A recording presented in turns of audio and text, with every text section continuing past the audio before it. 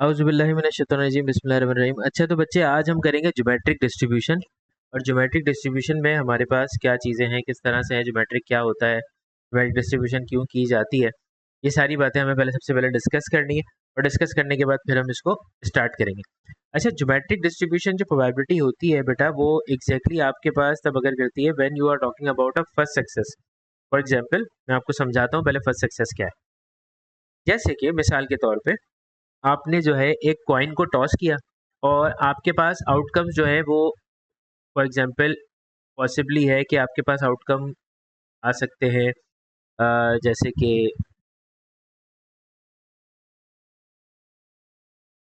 अ, जैसे कि आपके पास आउटकम की तादाद पॉसिबली हो सकती है हेड और टेल अगर आपने कॉइन को टॉस किया। ठीक है, अब लेट सपोज मैंने कॉइन को 10 दफ़ा टॉस किया, तो मैं जानना चाहता हूँ कि what is the probability when I am getting the first head. यानी कि मेरी जो सक्सेस है इस वक्त फर्स्ट हेड है, हो सकता है वो जो है पहली थ्रो के बाद ही आ जाए, हो सकता है वो मुझे मजीद 2 थ्रोज करने के बाद आ जाए, हो सकता है कि 10 में से मैं 7 दफ़ा थ्रो करूं तो 7वीं दफ़ा हेड आ जाए। तो ज्योमेट्रिक डिस्ट्रीब्यूशन जो है वो it always talk about the first success, यानी कि पहली सक्सेस आपकी कब आ रही है, तो ये उसकी बात करेगा। ठीक है। अच्छा, ये सबसे ज़्यादा इम्पोर्टेंट इसलिए भी है क्योंकि हमारे पास एक्सपेरिमेंट तो होता है, हमें ये पता होता है कि इसमें सक्सेस रेट ये है या सक्सेस रेट या फेलियर रेट ये है, लेकिन हम कभी भी ये नहीं जानते कि हमारी फर्स्ट सक्सेस कौन से ट्रायल पर आई थी। ठीक है, तो दैट इज़ वेरी इंपॉर्टेंट। तो ये सब जानना होता है हमें। तो उसके लिए हम जो है वो क्या करते हैं, ज्योमेट्रिक डिस्ट्रीब्यूशन का इस्तेमाल करते हैं।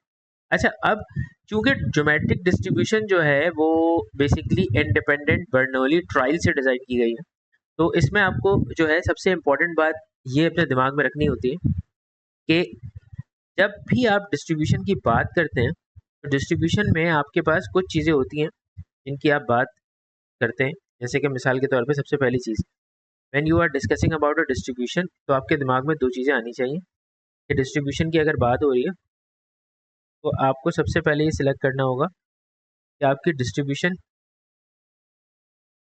डिस्क्रीट है या नॉर्मल, और सॉरी डिस्क्रीट है या कंटिन्यूस। तो ये वाली बात जो है मैं एग्जैक्टली अपनी लास्ट क्लास में बाइनोमियल में भी डिस्कस कर चुका हूँ कि बाइनोमियल भी हमारे पास एक डिस्क्रीट होती है और ज्योमेट्रिक भी जो है वो हमारे पास एक डिस्क्रीट डिस्ट्रीब्यूशन है। ठीक है। अच्छा, एक तो ये बात हो गई। दूसरी बात क्या है कि इसके की पॉइंट्स क्या होते हैं, यानी कि इसकी अजम्पशन, जिस तरह से हमारे पास बाइनोमियल की अजम्पशंस थी उसी तरीके से हमारे पास की स्पेक्स यानी कि इसकी भी कुछ अजम्पशंस होती हैं। तो आपके पास जब ज्योमेट्रिक डिस्ट्रीब्यूशन पढ़ी जाती है तो उसकी सबसे पहली अजम्पशन जो होती है वो क्या होती है, सबसे इम्पोर्टेंट। ठीक है, पहली अजम्पशन तो ये है कि when we are getting our first success, यानी कि हमें सबसे पहले ये देखना है कि हमारी पहली सक्सेस जो है वो कब आ रही है। ठीक है। अच्छा, उसके बाद दूसरी चीज़ क्या है कि same goes with the binomial, मतलब जैसे बाइनोमियल में होता था सेम उसी तरीके से यहाँ पर भी होगा। पी जो होगा वो आपकी रिप्रेजेंट करेगा सक्सेस प्रोबेबिलिटी को,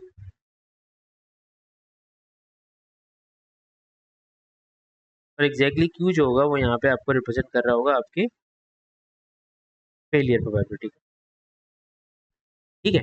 उसके बाद तीसरे नंबर पर जो इम्पोर्टेंट चीज़ हमें देखनी है वो क्या है भाई, कि हमारे पास जो ट्रायल्स हैं वो किस तरह से। अच्छा, ये जो आपको प्रोबेबिलिटी ऑफ सक्सेस मैंने बताई है, ये बेसिकली पी ये probability of success of single trial है, मतलब एक दफ़ा आपने ट्रायल लगाया और आपके पास सक्सेस आ गई, ये उसकी बात कर रहे हैं। ठीक है। अच्छा, इसी तरीके से एन जो है वही नंबर ऑफ अजम्पशंस है, मतलब कि कितनी दफ़ा आप अपनी फर्स्ट सक्सेस को लेकर आते हैं, यानी कि इसमें एक एन भी होता है जो कि आपके पास आपकी फर्स्ट सक्सेस को रिप्रेजेंट कर रहा होता है। अच्छा, ये फर्स्ट सक्सेस को किस तरह से रिप्रेजेंट करता है, जैसे मिसाल के तौर पे फॉर एग्जांपल मैंने कहा कि भाई मैं कॉइन को 10 दफ़ा एक्सपेरिमेंट कर रहा हूँ, मेरी फर्स्ट सक्सेस जो है वो 7th पोजीशन पे आई है, तो इट मींस एन जो है वो 7 हो जाए। ठीक है, समझ में आई बात। तो ये मेरी सक्सेस को इस तरह से आइडेंटिफाई करेगा, एन जो होगा वो मेरी एग्जैक्टली सक्सेस कहलाएगी। ठीक है, यहाँ तक क्लियर है। उसके बाद इसका फॉर्मूला क्या है कि इसको आप कैलकुलेट किस तरह से करेंगे। तो प्रोबेबिलिटी कैलकुलेट करने का इसमें जो फॉर्मूला होता है q की पावर n-1 p q की पावर n-1, ठीक है, सही जी। और इसके अंदर आपके पास n जो है वो डिस्क्रीट नंबर्स हैं, तो वो हो सकते हैं आपके पास 1 2 3 एंड सो ऑन, यानी कि कोई भी पॉसिबली नंबर हो सकता है, इन्फिनिटी तक जा रहा है, तो कभी भी आपको सक्सेस मिल सकती है। तो p is the probability of success and q is the probability of failure, as you know that. और उसके अलावा n जो है वो आपको मैंने बता दिया कि n क्या है। अच्छा, अब उसके बाद इसमें जो इम्पोर्टेंट चीज़ है, जो याद रखने वाली बात है, जो सबसे ज़्यादा इम्पोर्टेंट हो सकती है हमारे लिए, उसमें क्या है कि भाई इसका जो मीन है वो क्या होता है। इसका मीन होता है मेरे बच्चों 1/p, ठीक है। और इसका जो वेरिएंस होता है वो होता है 1-p/p²। और स्टैंडर्ड डेविएशन के लिए आपको पता है कि आपको क्या करना होगा। When you are connected with the standard deviation और आप स्टैंडर्ड डेविएशन कैलकुलेट करना चाहते हैं, तो 1-p/p² को आप स्क्वायर रूट में डालते हैं। सही, क्लियर हो गई बात। तो ये हमारी बेसिक कुछ अजम्पशंस हैं जो हमें इसके लिए पता होनी चाहिए, जिससे हमें सवालात को सॉल्व करना होता है। यहाँ तक क्लियर हो गई होगी मेरी बात, आई गेस। कोई क्लास में मैंने बाहर तो नहीं किया इसको।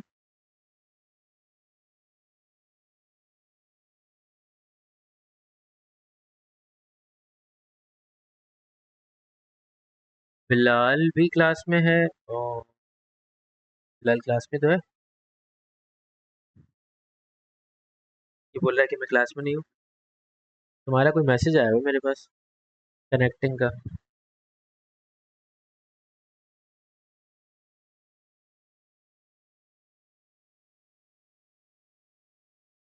मेरे नेट का मसला नहीं, मेरा नेट तो सही है। मेरा नेट अगर ख़राब होता तो मैं क्लास कैसे ले रहा होता, पूछने वाली बात है ना।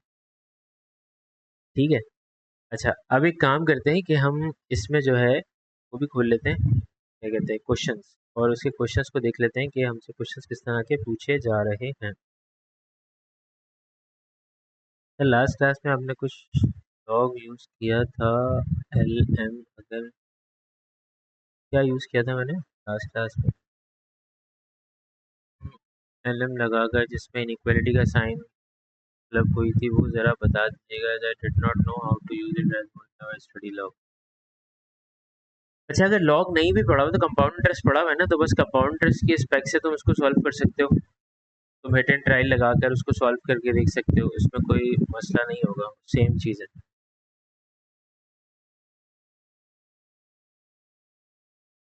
अगर नहीं समझ में आया तो मैं खैर बता दूंगा, कोई ऐसा मसला नहीं। लॉग लगाते हैं तो पावर हमेशा डाउन हो जाती है, लॉग लगाते हैं इसी वजह से, ताकि पावर को नीचे गिरा सकें।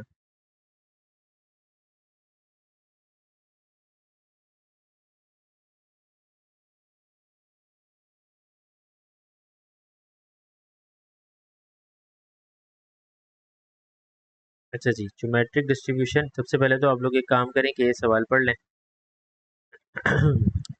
सवाल में आपके पास लिखा हुआ है,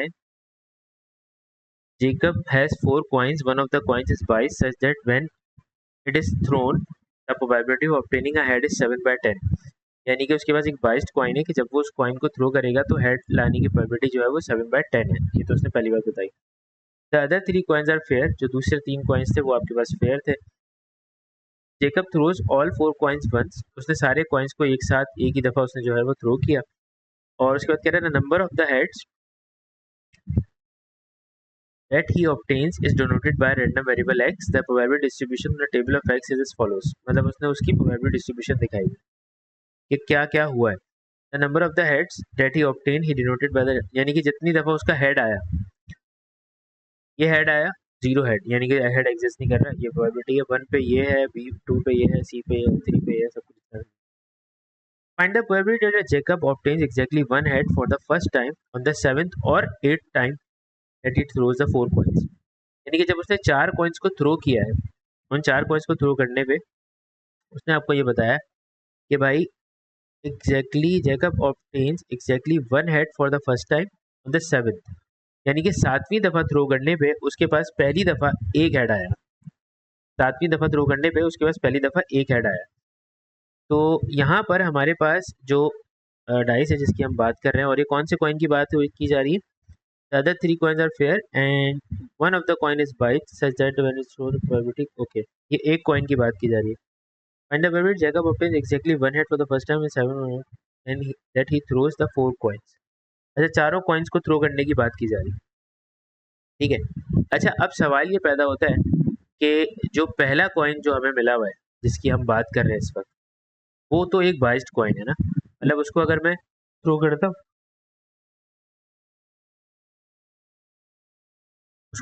करता हूँ, तो मेरे पास जो प्रोबेबिलिटी है वो 7/10 है, जो कि उसकी सक्सेस है, ठीक है। और दूसरे जो कॉइन्स है उनकी जो प्रोबेबिलिटी होगी वो डेफिनेटली मेरे पास 1/2 होगी, ठीक है। क्लियर है ये बात क्लियर है भाई सबको? कि पहली दफ़ा में क्या है और दूसरी दफ़ा में क्या है, ठीक है। अच्छा, अब रही बात आगे कि जैकब जो है वो 4 कॉइन्स को थ्रो कर रहा है। टोटल उसके पास कितने कॉइन्स हैं? 4 कॉइन्स हैं, और उसका एक दफ़ा हेड आएगा। पहली दफ़ा उसका हेड आ रहा है 7th थ्रो के ऊपर, और सेकंड टाइम उसका हेड आ रहा है 8th थ्रो के ऊपर। यानी कि इसका मतलब ये हुआ कि n तो पहली दफ़ा में 7 हो जाएगा, और प्रोबेबिलिटी के बीच में और लगा हुआ है, तो इसका मतलब आपको ऐड करना है, और दूसरी दफ़ा में n जो है वो 8 हो जाएगा, ठीक है। समझ में आ गई बात? यहाँ तक क्लियर है? अच्छा, अब अगली चीज़ क्या है? अगली चीज़ ये है जो मुझे फिगर आउट करनी है, वो ये कि मेरे पास प्रोबेबिलिटी ऑफ सक्सेस क्या होगी, प्रोबेबिलिटी सक्सेस क्या होगी। तो अब अजम्पशन क्या है कि इसमें अगर सक्सेस आती है, एक कॉइन जिसकी बात कर रहे हैं, तो वो 7/10 है। The other 3 coins are fair, Jacob throws all 4 coins once, उसने सारे कॉइन्स को एक साथ ही थ्रो किया। और यहाँ पर भी एक्सपेरिमेंट में वो ये कह रहा है कि उसने चारों के चारों कॉइन्स को एक साथ ही थ्रो किया, ठीक है। तो अब अगर मिसाल के तौर पे फॉर एग्जांपल 15,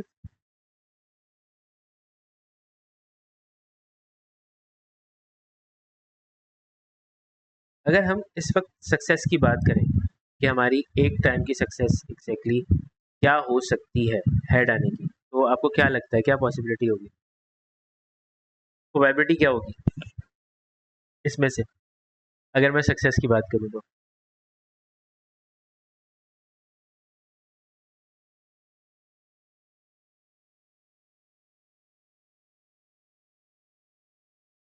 सक्सेस की प्रोबेबिलिटी क्या होगी मेरी?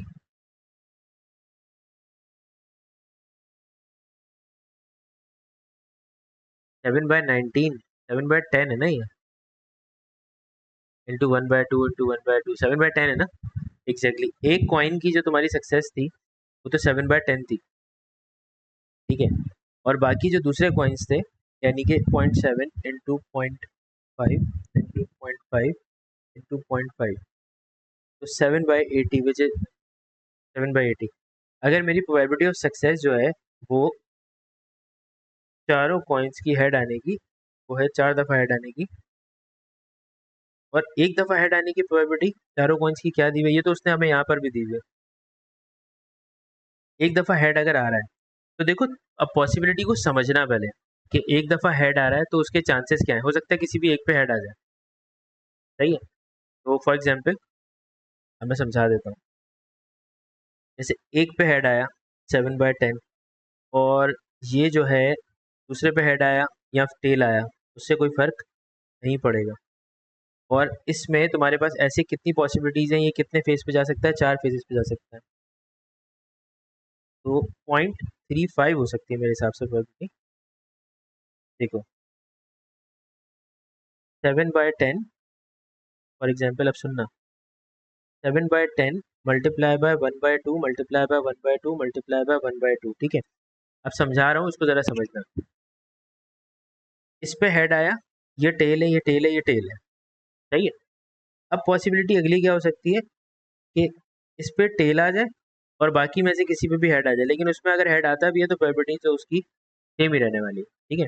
इसका मतलब ये हुआ कि ये 3 दफ़ा एग्जिस्ट कर सकता है और एक्सपेरिमेंट, क्योंकि एक दफ़ा यहाँ हेड आएगा, एक दफ़ा यहाँ हेड आएगा, एक दफ़ा यहाँ हेड आएगा। यानी इसका मतलब ये हुआ कि 0.35 sorry 0.3 into 0.5 into 0.5 into 0.5 multiply by 3 and plus 0.7 0.5 0.5 and which is 1/5। ठीक है, अब मैं दोबारा से बता देता हूँ। देखो, उसने कहा था कि एक दफ़ा हेड आना चाहिए। कितनी दफ़ा हेड आना चाहिए बेटा? एक दफ़ा। और अगर मैं इसको एक्सप्लेन करूँ, मतलब मैं अगर 2 मिनट के लिए पहले मैं हेड की प्रोबेबिलिटी तुम लोगों को निकाल के दिखा दूँ ताकि तुम लोगों का दिमाग में क्लियर हो जाए कि प्रोबेबिलिटी ऑफ सक्सेस मैंने कैसे निकाली है। देखो, प्रोबेबिलिटी सक्सेस बहुत आसान है। प्रोबेबिलिटी सक्सेस निकालने के लिए पहली पोजीशन क्या हो सकती है कि मेरा 4 कॉइन्स को थ्रो करना था। अब जैसे ये मेरा बाइज्ड कॉइन है ना, इस बाइज्ड कॉइन पे हो सकता है हेड आ जाए, बाकियों पे आ रहा हो टेल। सही। अब पॉसिबली है कि ये वाले कॉइन के ऊपर टेल आ जाए, बाकी में से किसी पे भी हेड आ जाए। सही। अब इसी तरीके से ये एक्सपेरिमेंट कितनी बार हो सकता है बेटा? 3 दफ़ा हो सकता है। क्यों? मैं बताता हूँ कैसे। आप आउटकम को देखिएगा, आपको आउटकम से समझ में आ जाएगा। ये हेड है, टेल टेल टेल। सही है। यहाँ पे आया टेल, ये हो गया हेड, ये हेड और ये सॉरी, ये हो गया टेल, ये हो गया टेल। अब यहाँ पर टेल टेल हेड और टेल। और अब आखिरी वाली पोजीशन पर भी ऐसा हो सकता है कि मेरे पास एग्जैक्टली हेड आ जाए। तो 1/2 इंटू 1/2 इंटू 1/2। तो यहाँ पर हमारे पास क्या हो जाएगा इस जगह पर? टेल टेल टेल और हेड। सही। तो अब जब ये सारी प्रोबेबिलिटीज ऐड ऑन होंगी तो आपको प्रोबेबिलिटी ऑफ सक्सेस मिल जाएगी आपकी, कि आपका हेड चारों दफा में कितनी दफा आने के चांसेस हैं। ठीक है, क्लियर हो गई बात? तो अब जरा देख लें। 0.7 0.7 मल्टीप्लाई बाय 0.5 इंटू 0.5 इंटू 0.5 और plus 0.3 into 0.5 into 0.5 into 0.5 and this is repeating by 3 times. तो my probability of success is 1/5 which is equal to 0.2। ठीक है, ये मेरी प्रोबेबिलिटी ऑफ सक्सेस है। और मेरी फेलियर क्या होगी इस वक्त? फेलियर की प्रोबेबिलिटी होगी 0.1 minus 0.2 which is equal to 0.8। सही है। अब मुझे बात करनी है कि 7th थ्रो और 8th थ्रो के ऊपर मेरे पास एग्जैक्टली मुझे सक्सेस मिली है, 7th और 8th। तो 7th और 8th थ्रो के लिए मेरे पास n फर्स्ट टाइम में है 7 और सेकंड टाइम में मेरे पास n है 8। तो प्रोबेबिलिटी ऑफ सक्सेस मेरे पास 0.2 थी और फेलियर जो थी वो 0.8 थी। यहाँ पे प्रोबेबिलिटी सक्सेस 0.2 थी और फेलियर जो थी वो 0.8 थी। 7th थ्रो में अगर मुझे सक्सेस मिल रही है तो उसका मतलब ये हुआ मुझे करना है p मल्टीप्लाई बाय q की power n-1, it will be 6। फिर ऐड करूंगा मैं दूसरी अजम्पशन, यानी कि probability success multiply bye probability of failure and 8 - 1 is 7। ठीक है भाई, इस तरह से मेरी प्रोबेबिलिटी क्रिएट हो जाएगी और जनरेट हो जाएगी, जो भी आप कहना चाहें। 0.2 इंटू 0.8 की पावर है 6, ये आ रही है, जो भी आ रही है इसको डायरेक्टली प्लस कर देते हैं। 0.2 मल्टीप्लाई बाय 0.8 की पावर है 7, तो ये हो जाएगा मेरे पास 0.0944। ठीक है, ये मेरे पास एग्जैक्टली प्रोबेबिलिटी आ रही है मेरी success. Sir, geometry and binomial में डिफरेंस कैसे करें? बहुत आसान है भाई। आपके पास वहाँ पे फिक्स ट्रायल होते हैं, यहाँ पे भी फिक्स ट्रायल होते हैं, पर यहाँ पे सवाल में लिखा हुआ होता है when you are getting the first success, जब आपको पहली सक्सेस मिली। वहाँ पे आपको सक्सेस के लिए प्रोबेबिलिटी दे दी जाती है, ये नहीं बताया जाता कि पहली सक्सेस थी, दूसरी थी, तीसरी थी, चौथी थी, कब सक्सेस मिली। ज्योमेट्रिक डिस्ट्रीब्यूशन तब कैलकुलेट की जाती है जब आपको फर्स्ट सक्सेस की बात की जाती है। That's it. मतलब इसके हर सवालों में तुम्हें फर्स्ट सक्सेस मिलेगा और इसमें NCX नहीं लग रहा होता, तो वो तुम्हें पता चल जाएगा। वो तुमसे ये नहीं कहेगा कि टोटल रैंडम सैंपल इतने का था, उसमें से मैंने यू लिया और यू घुमाया। तो यहाँ पे सीधी सीधी बात बोलेगा तुमसे कि भाई मुझे पहली सक्सेस इसमें मिली या उसमें मिली। ठीक है, अच्छा जी, अब अगला सवाल देख लेते हैं। रमेश, रमेश बाबू, फिलहाल मुझे लगता है हमें एक क्लास शायद और लेनी होगी, या नहीं लेनी होगी, एक क्लास में हो जाएगा। ये छोटा सा है, इसके 10-12 सवाल हैं सिर्फ, इससे ज़्यादा सवाल है नहीं, क्योंकि पहले था नहीं ना ये। हाँ हाँ, चलो ठीक है। Ramesh throws a ordinary pair six sided die. Ramesh ने 6 साइडेड डाई जो है वो थ्रो किया। Find the probability that he obtains a 4 for the first time on his 8th throw. ठीक है, यानी कि उसने 8वीं दफा में थ्रो किया, 8वीं दफा थ्रो किया तो उसको फर्स्ट टाइम जो है वो 4 मिला। ठीक है, देखो तुम्हें फर्क समझ में आ गया अपना, क्या नाम है, अंजला, कि कैसे उसको पता चल रहा है, वो ऐसे ही इसी तरह से पता चल रहा होता है। अच्छा, अब यहाँ पे कह रहा है ऑर्डिनरी डाई फिर 6 साइडेड डाई, यानी कि उसने 6 साइडेड वाला डाई जो है वो थ्रो किया। अब बच्चे बात यह है कि पार्ट ए के अंदर अगर मैं सक्सेस की बात करूं तो 6 साइड ही होती हैं डाई के ऊपर, और अगर मैं 4 की बात करूं तो 4 उसमें जो है वो सक्सेस अगर उसकी है तो प्रोबेबिलिटी ऑफ 4 एग्जैक्टली 1/6 होनी चाहिए मेरे हिसाब से। ठीक है, और जो फेलियर है वो मेरे पास होना चाहिए 1 - 1/6, यानी कि 5/6। और 8वीं थ्रो पे उसको मिला है तो n तुम्हारे पास 8 हो जाएगा। तो probability of success multiply by the probability of failure with the power of 8 - 1, that will be your answer. तो 1/6 मल्टीप्लाई बाय 5/6, 8 - 1 7 हो जाएगा। तो 1/6 मल्टीप्लाई बाय 5/6 की होल पावर जो है हो जाएगी 7। ये आपके पास आ रहा है 0.0465। ठीक है भाई, ये पार्ट ए हो गया।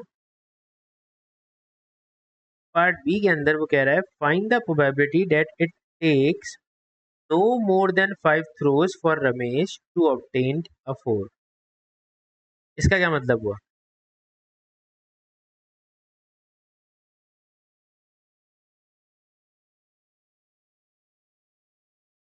क्या हुआ?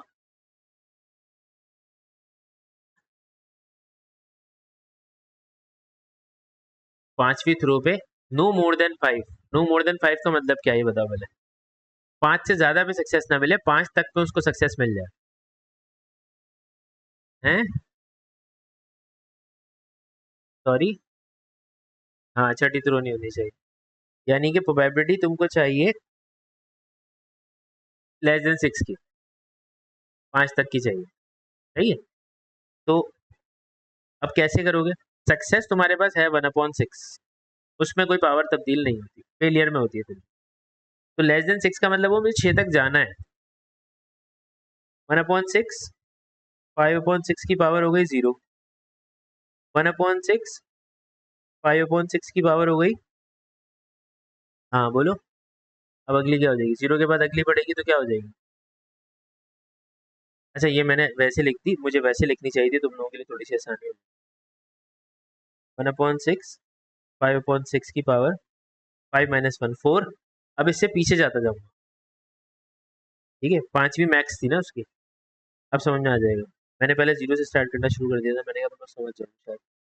फिर क्यूब, और फिर 1/6, और फिर 5/6 की पावर हो जाएगी 2, फिर हो जाएगा 1/6, फिर 5/6 की पावर हो जाएगी हमारे पास 1, और फिर हो जाएगा 1/6 और 5/6 की पावर हो जाएगी।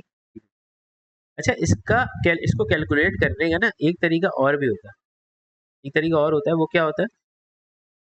वो सिर्फ अजम्पशन है, मतलब उससे सॉल्व हो जाता है, मैं बता रहा हूँ उसको भी ताकि तुम याद रखना बस। 1 - Q की पावर, मतलब Q जो फेलियर है तुम्हारा, 1 - Q की पावर होती है 5। सही, क्लियर हो गई बात? अच्छा, इससे भी कर सकते हो, दोनों से आंसर सेम आता है। तो यहाँ पे अगर देखा जाए तो पहले आ जाएगा 4, प्लस फिर आएगा 1/6 मल्टीप्लाई बाय, बल्कि मैं ऐसे निकाल दूँ,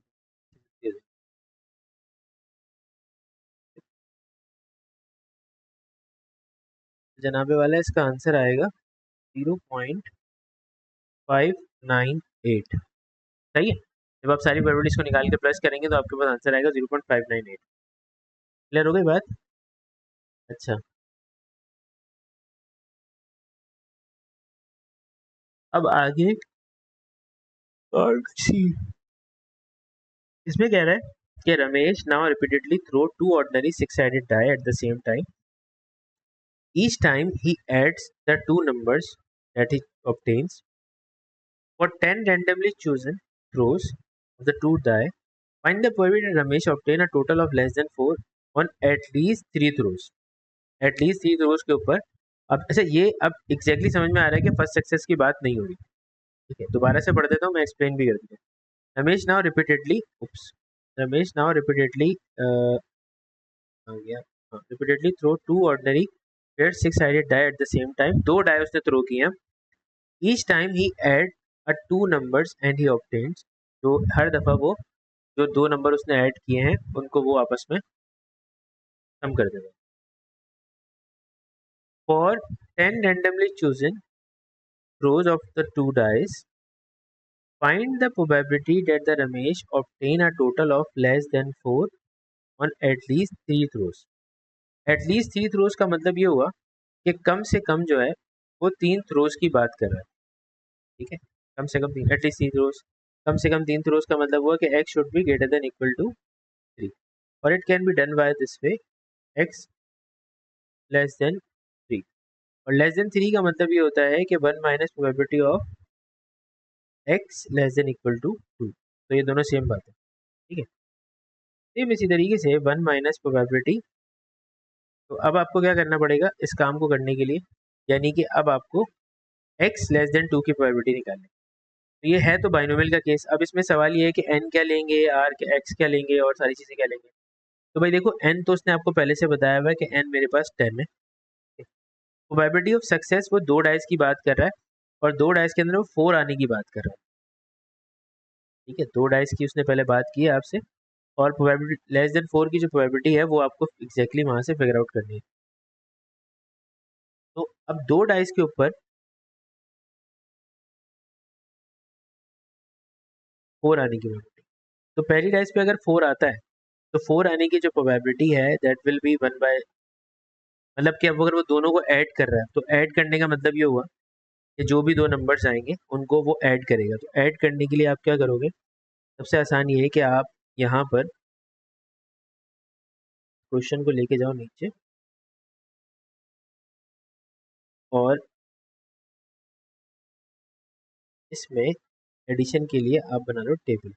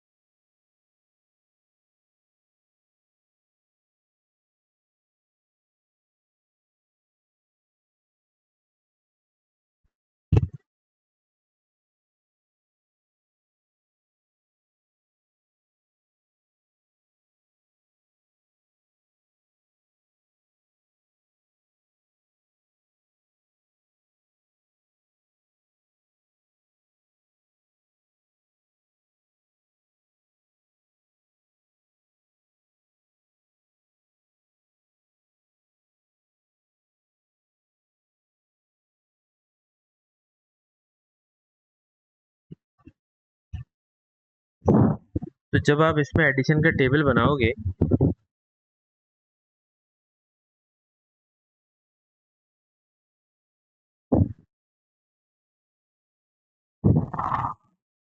1 + 1 हो जाएगा 2, 1 + 2 हो जाएगा आपके पास 3,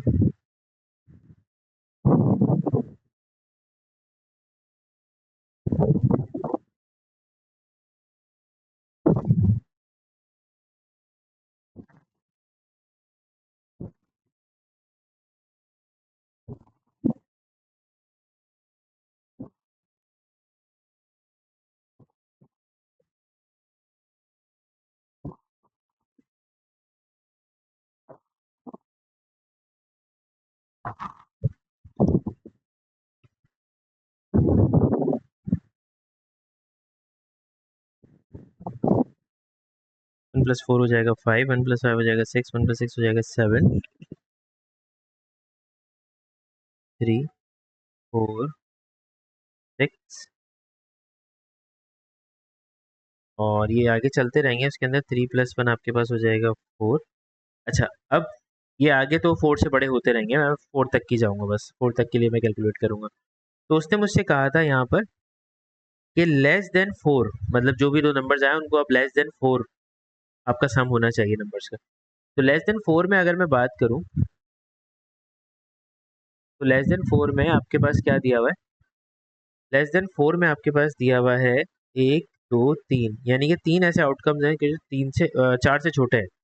तो आपकी इस वक्त प्रोबेबिलिटी ऑफ सक्सेस जो होगी वो होनी चाहिए 3/36 विच इज़ इक्वल टू 1/12।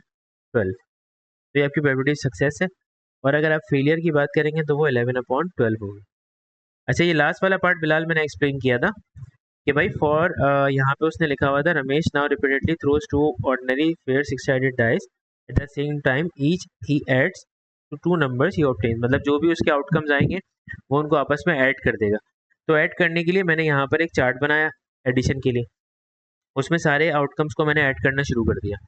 अब हुआ क्या कि उसने कहा था कि आपका जो सक्सेस है वो सक्सेस उसकी Ramesh obtain a total of less than 4, मतलब उसने सक्सेस उसको रखा है कि जब उसके टोटल जो है वो 4 से छोटा हो। तो टोटल 4 से छोटा 1, 2, 3, इन 3 केसेस में आया था। तो मैंने इसकी प्रोबेबिलिटी निकाली, दैट विल बी 3/36, क्योंकि टोटल आउटकम जो है यहाँ से यहाँ तक वो 36 होंगे। तो 3/36 दैट इज 1/12, 1/12 से मैंने फिगर आउट कर लिया। अब n जो है मेरे पास इस वक्त देखा जाए तो इस वक्त n मेरे पास 10 है, ठीक है। तो n मैंने यहाँ पे लिख लिया 10। और अब मुझे x less then equal to 2 की प्रोबेबिलिटी चाहिए, यानी कि इसका मतलब ये हुआ कि मुझे probability of x equal to 0, probability of x equal to 1 और probability of x equal to 2 पता होना चाहिए। तो उसके लिए मैं ये करूँगा 10c0 1/12 की पावर 0 और 11/12 की पावर 10। ये हो जाएगा आपके पास 10c1 1/12 की पावर 1 और 11/12 की पावर 9। और ये हो जाएगा आपके पास 10c2 1/12 की पावर 2 और 11/12 की पावर हो जाएगी 10 - 2 इज 8। तो ये सारी प्रॉपर्टीज मैं यहाँ पे आपस में ऐड कर लूँगा हाथ के हाथ। तो इसका तरीका होगा, सिग्मा लगाएंगे हम, 0 से जाएंगे 2 तक, 10c(x)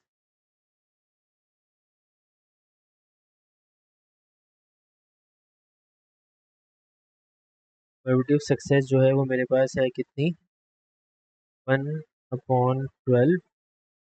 तो उसकी पावर जो है वो हो जाएगी मेरे पास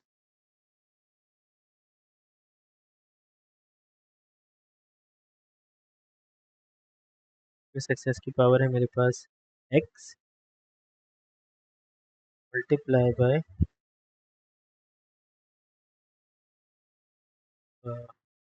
11/12। इसकी पावर हो जाएगी मेरे पास 10 - x।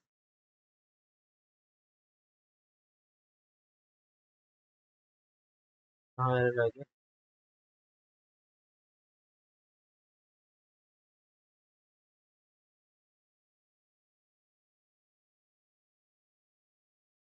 क्या हुआ? क्या समझा नहीं?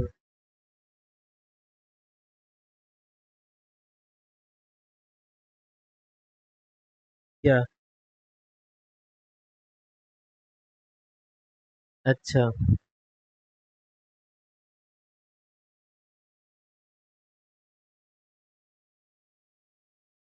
अच्छा, कोई बात नहीं। अच्छा खैर, बहरहाल इसकी प्रोबेबिलिटी मैं अगर कैलकुलेट कर रहा हूँ तो वो आएगी 0 पॉइंट, अलग अलग कैलकुलेट करनी पड़ेगी, पता नहीं क्या वो फॉर्मूले में कैलकुलेट नहीं हो रही, दोबारा से लिख के देखते हैं देखो। 10c(x) bracket close multiply by 1/12 की पावर अब आ जाएगी x मल्टीप्लाई बाय 5, 5 को लिख रहा हूँ बार बार, 11/12 की पावर हो जाएगी 10 माइनस एक्स, एक्स जो है वो 0 से जा रहा है हमारा 2। तो ये आ रही है मेरे पास probability of x less then equal to 2, यानी कि तीनों का एड ऑन हो गया 0.955 और 5। ठीक है, और जब मैं उसको माइनस करूँगा, एक सेकेंड,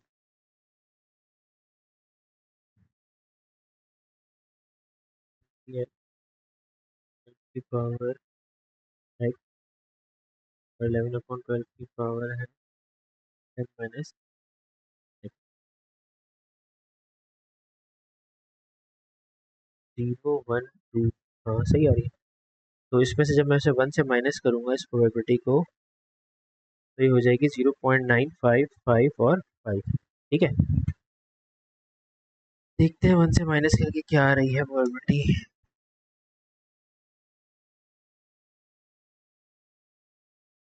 1 माइनस आंसर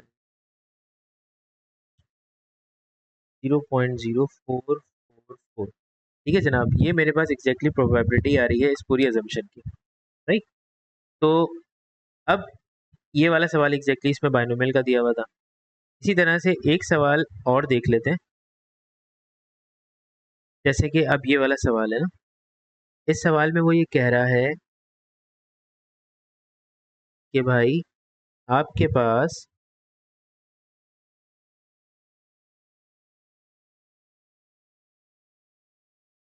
उसने कहा in a certain region the probability that any given day in October is wet is 0.16।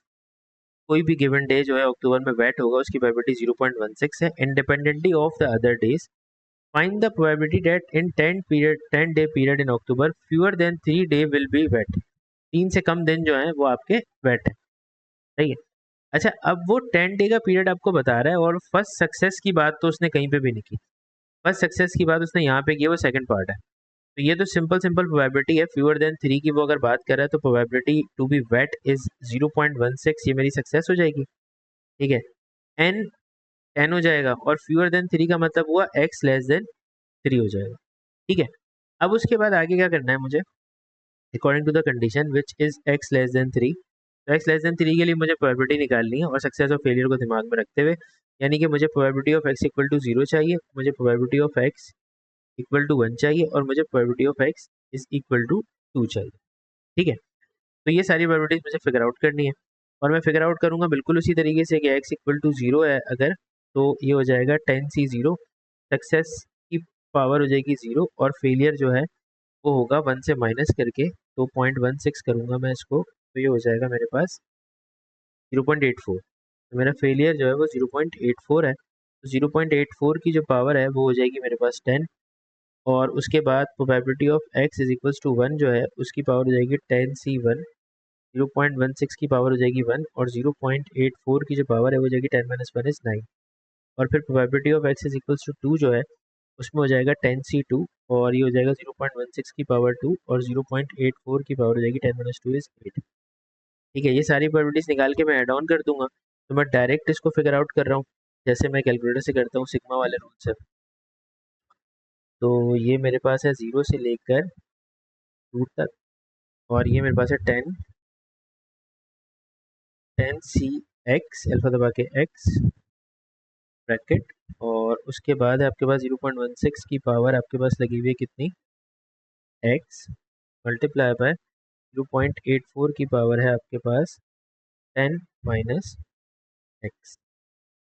तो मेरे पास जो सम हो के प्रोबेबिलिटीज की आई है वो है 0.794।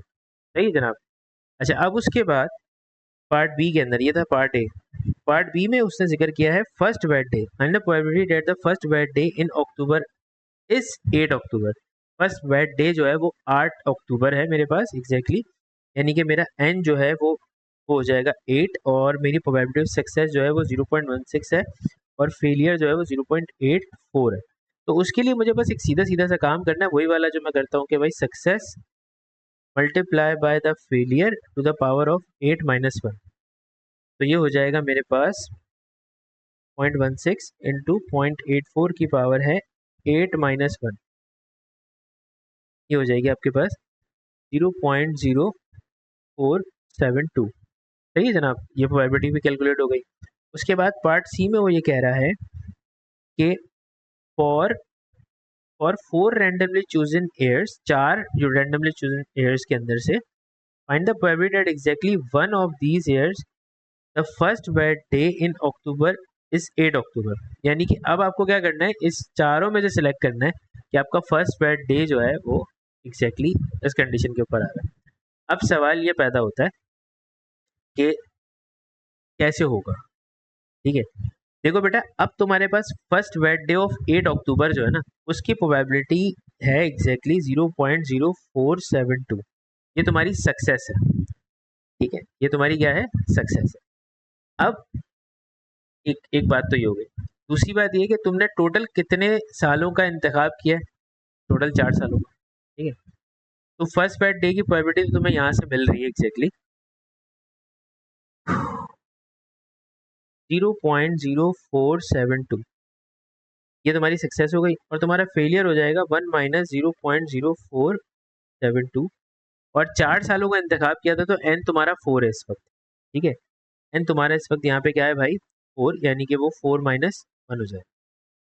अच्छा, ऐसा पॉसिबली तुम्हारे पास कितनी कंडीशंस में हो सकता था, 0.0472 इंटू 1 माइनस 0.0472 की होल पावर लगी हुई है तुम्हारे पास थी। तो ये तुम्हारे पास एग्जैक्टली जो इस वक्त आ रहा है, इसका आंसर वो आ रहा है 0.0408।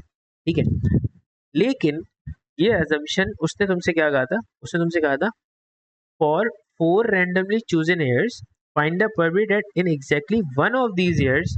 अच्छा, अब ये पॉसिबिलिटी क्या है कि भाई ये पॉसिबिलिटी मेरे पास 4 अजम्पशंस में यानी कि 4 दफ़ा एग्जिस्ट कर सकती है हर साल के लिए। ठीक है, हर 4 सालों का मैंने जिक्र किया ना, तो ये 4 सालों के लिए बात कर रहा है। तो 4 सालों के लिए मैं बात कर रहा है तो मैं इसको मल्टीप्लाई कर दूंगा किससे, 4 से। तो ये हो जाएगा 4 multiply by answer that will be equal to 0.1633। ठीक है जनाब, तो यहाँ तक हमने ज्योमेट्रिक के 3-4 सवाल कर लिए और ज्योमेट्रिक की एक्सप्लेनेशन भी हमने आपको दे दी, और मज़ीद और मज़ीद। अब इसके वैसे सवाल ज़्यादा है नहीं, 10-12 सवाल ही हैं, सारे मैं करा दूंगा, प्रैक्टिस के लिए कुछ बचेगा नहीं। तो फिर अब आप लोग एक काम करें कि अब इसकी प्रैक्टिस कर लें, उसको ट्राई कर लें। इसमें जो क्वेश्चन आपको मुश्किल लग रहा हो वो मुझसे पूछ लें, मुझे बता दें, मैं आपको सॉल्व करा दूंगा। और ज्योमेट्रिक यहाँ तक हमारे हो जाएगी, क्योंकि ज्योमेट्रिक छोटी सी है, इसमें ज़्यादा कोई क्वेश्चन आए ही नहीं थे, क्योंकि जिस साल ही आई उसके बाद 2-3 साल ही हुए, तो उसमें कोई ज़्यादा सवाल ही नहीं है। मैक्सिमम क्वेश्चन 3-4 सवाल मैंने करवा दिए, अब कुछ सवाल आप लोग खुद से ट्राई कर लीजिएगा, तो ज्योमेट्रिक खत्म हो जाएगी। ठीक है जनाब, तो अपना बहुत सारा ख्याल रखिएगा, मुझे दुआ में याद रखिएगा। अल्लाह ने के मान।